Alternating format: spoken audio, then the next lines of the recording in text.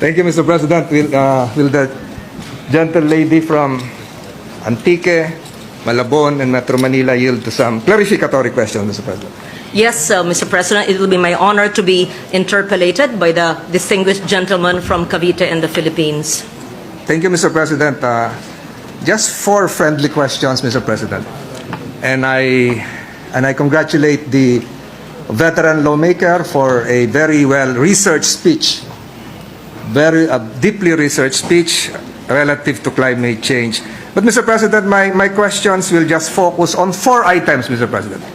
Yesterday, we heard during the State of the Nation address of President Ferdinand Marcos Jr., not only his advocacy for clean energy, but likewise his great interest to revive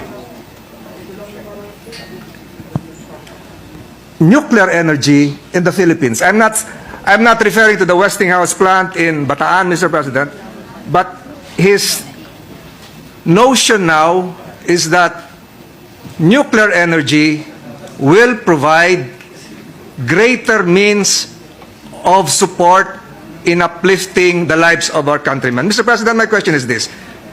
Will the gentle lady agree that nuclear energy is clean energy? Mr. President, let me just state this. Number 1, I may not be an expert in nuclear energy. Number 2, I am open to hearing discussions and consultations with various stakeholders and experts in science on nuclear energy. Number 3, in answer to your question, Your Honor, I have read. I don't know it as a fact because I have not engaged in any way in any discussion on nuclear energy that nuclear energy is said to be clean. However, what about the nuclear waste? But then again, I am not yet an expert in nuclear energy. In fact, on many occasions, I've expressed my reservation with regards to nuclear energy. But as with any subject matter, I am open to discussion of learning and consultation and perhaps be convinced, but not yet. Thank you, Mr. President. I now see the absence of the members of the Climate Change Commission. Siguro tatanungin ko sana sila. But, Mr. President, let the records reflect that this representation is 100% in favor of nuclear energy. And from my readings, Mr. President, I've glanced accounts that nuclear energy is zero emission.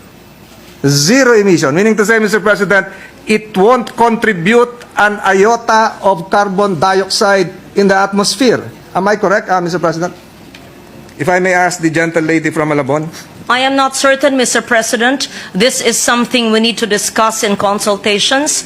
I would also like to know not just the emissions, but also the nuclear waste and how it will be handled. At the same time, the safety measures. I know that as a nation, we have had issues with standards of safety in various sectors in our country. So that is something that bothers me. But, Mr. President, as I said, I will be happy to listen in a hearing on consultations on nuclear energy. So I know that the Department of Energy has issued a statement many years ago looking into this source as a possible option. So they've said it is emission-free, as you've stated.